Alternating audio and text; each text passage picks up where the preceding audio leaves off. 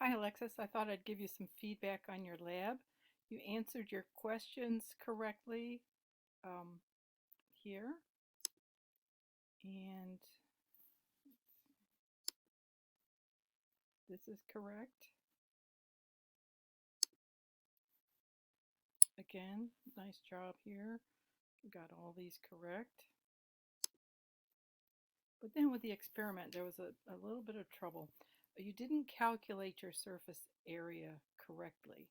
So if you had gone through the lab, they have a very specific calculation that you can follow step by step to learn how to calculate the surface area of a cube. Because it was, this number is important. You didn't answer the question, how does the surface area affect the diffusion that you saw? How did the volume affect the diffusion, and what about the ratio? You didn't answer any of those questions.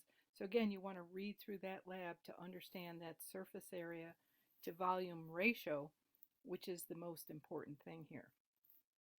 As the cell gets bigger, the volume increases, but what happens is the surface area doesn't increase enough.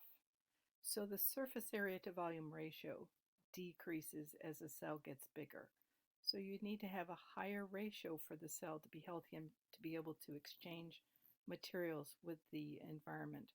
So the factor here that has the greatest effect on diffusion is the surface area to volume ratio.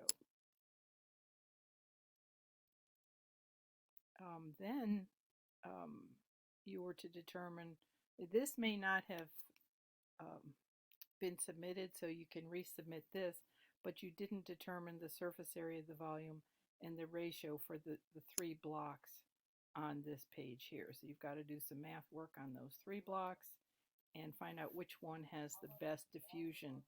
And then you also did not submit pictures of yourself doing the experiment, so you've got a 61% on this lab.